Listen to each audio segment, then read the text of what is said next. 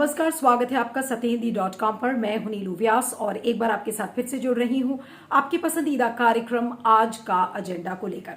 आज के कार्यक्रम में बात करते हैं बिहार में राजनीति की, जो कि बिल्कुल एक नया रूप ले रही है। और ये नया रूप इसलिए है क्योंकि लोक जनशक्ति पार्टी के राष्ट्रीय अध्यक्ष यानी कि चिराग पासवान, जिन्होंने अभी हाल में हुए बिहार के चुनाव में ये कहा था कि मैं तो प्रधानमंत्री नरेंद्र मोदी का हनुमान हूं, तो ये वही हनुमान आज बिल्कुल अलग थलग पड़ा हुआ है।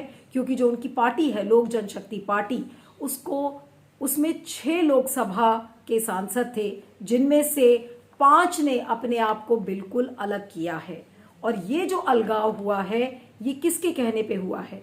ये हुआ है पशुपति कुमार पारस के कहने पे, जो कि रामविलास पासवान के छोटे भाई हैं और चिराग पासवान के चाचा लगते हैं। हालांकि ये बात दूसरी है कि चिराग पासवान और पशुपति कुमार पारस में बहुत ज़्यादा नहीं बनती, और इनको इस बात का भी बहुत बुरा लगा था कि किस तरीके से चिराग पासवान ने जो बिहार के चुनाव थे तो उसमें बिल्कुल भी उनको बिना कंसल्ट किए उन्होंने कैंडिडेट्स का सिलेक्शन किया। तो ये बहुत सारी बातें हैं जो धीरे धीरे करके आज उफान पर आई हैं, और अब ये 5 एमपीज अलग हो गए हैं। और इन्होंने जो लोकसभा अध्यक्ष हैं ओम बिरला, उनको चिट्ठी भी लिखी है, उनसे मीटिंग भी की है कि जो उनकी संसदीय दल है उसका नया नेता चुना जाए। यानी कि जो संसदीय दल का नेता जो अभी तक चिराग पासवान थे उनको हटाया जाए। इसको लेकर पत्र भी लिखा है इन 5 सांसदों ने। और ये जो 5 सांसद हैं इसमें कौन कौन है ये भी बहुत महत्वपूर्ण है। अब इसमें चंदन सिंह जो कि नेवादा से हैं, समस्तीपुर से प्रिंस राज जो कि खुद चिराग पासवान के कजिन हैं, फिर वीणा देवी जो कि वैशाली से हैं, महबूब अली कैसर खगारिया से हैं, और ये जो तमाम हैं। और उसके बाद चिराग पासवान खुद भी लोकसभा एमपी हैं। तो अगर चिराग पासवान को हटा दिया जाए तो 5 लोकसभा सांसद जो एलजेपी के हैं उन्होंने पत्र लिखा है ओम बिरला को कि उनको एक नए गुट के रूप में देखा जाए।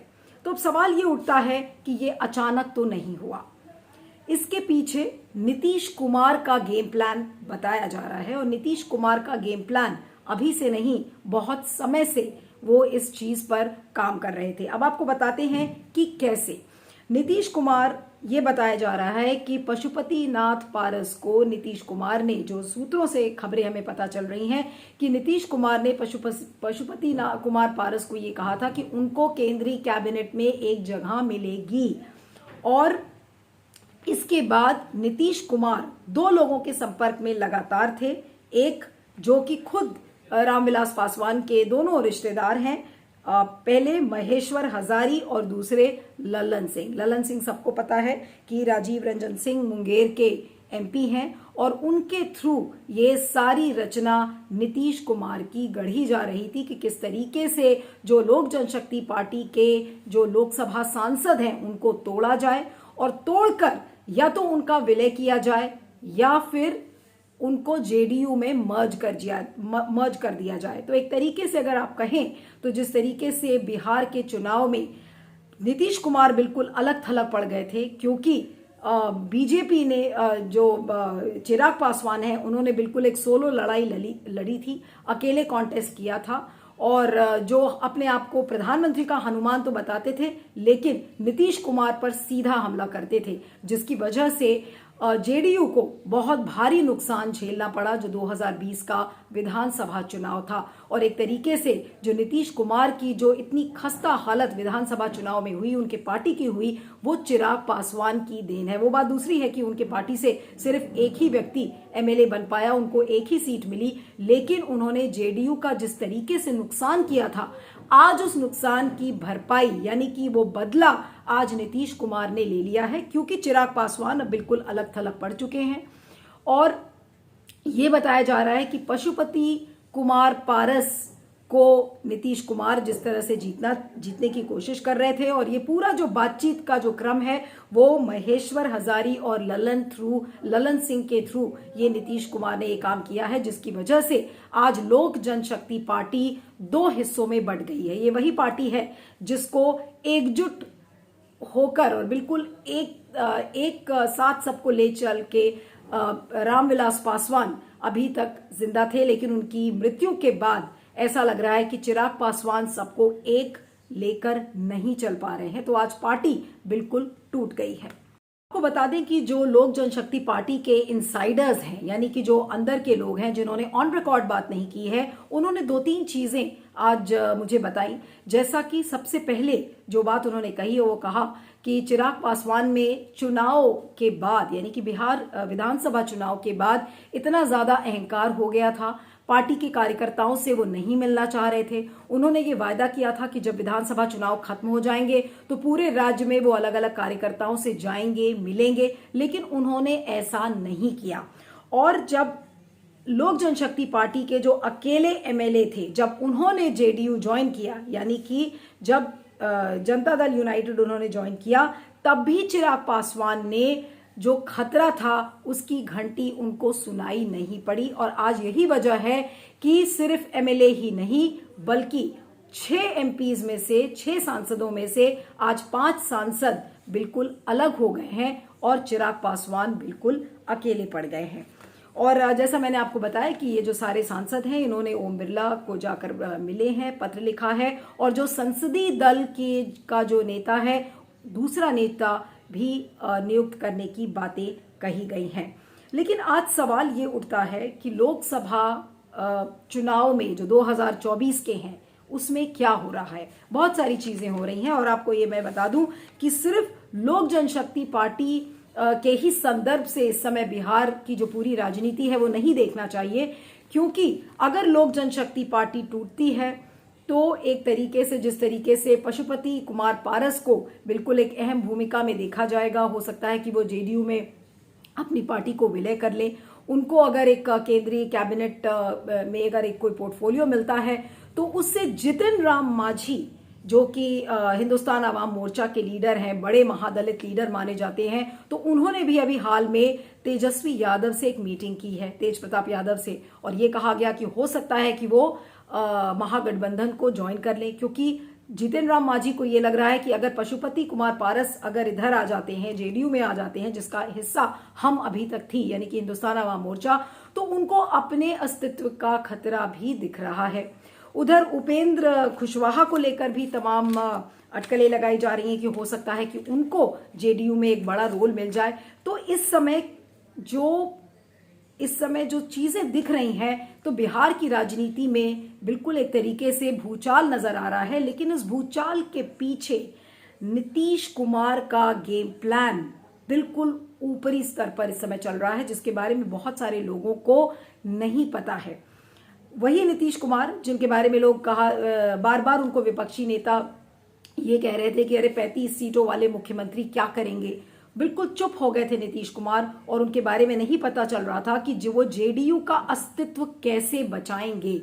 तो ये जितनी जो चीजें इस समय हो रही हैं, चाहे वो जितिन राम मांझी की मीटिंग हो तेज प्रताप यादव से, या फिर उपेंद्र कुशवाहा का जो एक बड़ा रोल इसमें दिख रहा है, या फिर और भी कई चीजें जो सारी हो रही हैं इस समय, उसमें नीतीश कुमार का एक बहुत बड़ा गेम प्लान है। और 2024 में नीतीश कुमार जेडीयू के सर्वाइवल के लिए क्या करते हैं वो देखने वाली बात है। लेकिन फिलहाल अभी ऐसा लग रहा है कि 2022 या 23 तक नीतीश कुमार मुख्यमंत्री तो बने रहेंगे, लेकिन नीतीश कुमार के पास ऐसे बहुत सारे कारण होंगे जिनकी वजह से अगर यूपीए का पलड़ा भारी दिखता है 2024 तक तो वो वहां भी पलट सकते हैं, और अगर बीजेपी का पलड़ा भारी दिखता है तो उसमें रहने के लिए, उसमें सर्वाइव करने के लिए भी उन्होंने अपने दरवाजे के रास्ते तलाश लिए हैं। देखिए नीलू, नीतीश कुमार की जो शख्सियत रही है वो कभी भी अपने बागियों को माफ नहीं करते, और जिस तरह से विधानसभा चुनाव में चिराग पासवान ने हिम्मत दिखाई थी और कहीं ना कहीं जो जदयू तीसरे नंबर की पार्टी बनी उसमें चिराग पासवान की बड़ी भूमिका थी, तो नीतीश कुमार के लिए वाकई इसको पचा पाना, इसको बर्दाश्त करना मुश्किल था। और दूसरी तरफ एक और चीज है कि पिछले कुछ माह से नीतीश कुमार संगठन पर काफी फोकस कर रहे हैं। इसी के और में जो रालोसपा का विलय होना, या अभी जो प्रयास ये हो सकता है कि जो पशुपति पारस के नेतृत्व में 5 सांसद अलग हो रहे हैं, तो देखिए सांसदों का अलग होने का मतलब नहीं कि लोजपा उनकी हो जाएगी। अभी भी चिराग पासवान का हमें लगता है कि लोजपा की जो कार्यकारिणी है उस पर पकड़ है, हाँ, संसदीय दल के नेता जरूर पारस बन जाएंगे। तो ऐसी स्थिति में हमें लग रहा है, और नीतीश कुमार उनके कब्जे में लोजपा को दिला करके क्या करेंगे, फिर तो एनडीए मजबूत होगी। नीतीश कुमार की पूरी कोशिश होगी कि उन 5 सांसदों को जदयू में विलय करा लिया जाए, मर्ज करा लिया जाए। और इस तरह से कई चीजें चल रही है बिहार में। अगर बिहार के घटनाक्रम पर आप नजर दौड़ाएंगी तो आप देखेंगी कि लगातार पिछले कुछ दिनों से ये सारे संकेत मिलेंगे।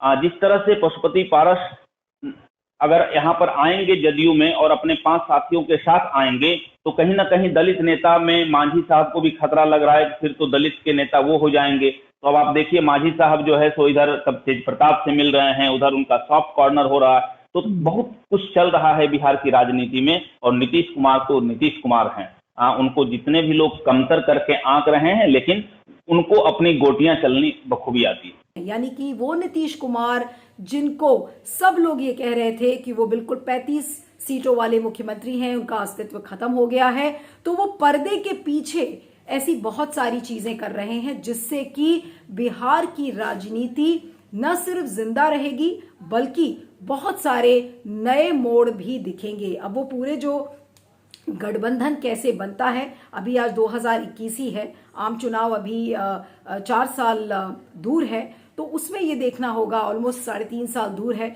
तो उसमें ये देखना होगा कि नीतीश कुमार की क्या भूमिका होती है। और जिस तरीके से वो पासा अभी खेल रहे हैं, तो वो पासा ऐसा होगा कि वो यूपीए और बीजेपी दोनों में फिट बैठेगा। और अगर वो दोनों में फिट बैठेगा तो हो सकता है कि उनकी पार्टी, जिसको लोग सब कह रहे थे कि खत्म हो जाएगी, वो हो सकता है किंग मेकर के रूप में भी उभर कर आए। तो वो नीतीश कुमार जिनको लोग कह रहे थे कि वो बिल्कुल खत्म हो चुके हैं, वही नीतीश कुमार की अगली चाल क्या है वो किसी को पता नहीं है, क्योंकि वो अभी भी एक मास्टर क्लास पॉलिटिशियन के रूप में देखे जाते हैं, एक मास्टर क्लास नेता के रूप में देखे जाते हैं, जिसमें बहुत सारे लोग ये कहते हैं कि बिहार की राजनीति में ऐसा लगता है कि नीतीश कुमार कभी नहीं हारेंगे।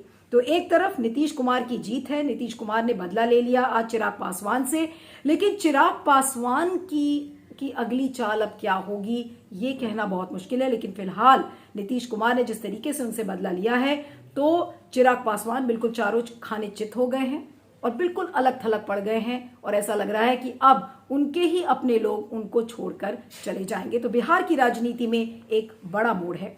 इस पर आपका क्या फीडबैक है मुझे जरूर बताइएगा। और इस वीडियो के डिस्क्रिप्शन बॉक्स में जाएं, उसमें एक लिंक है, उस लिंक को क्लिक करें और सत्य हिंदी को भुगतान करें, सत्य हिंदी की सदस्यता लें। इससे आपको निष्पक्ष खबरें मिलेंगी और हमें आपका समर्थन मिलेगा। Thank you so much for watching आज का एजेंडा। बने रहिएगा सत्य हिंदी पर। सत्य हिंदी का ऐप डाउनलोड करें गूगल प्ले स्टोर पर।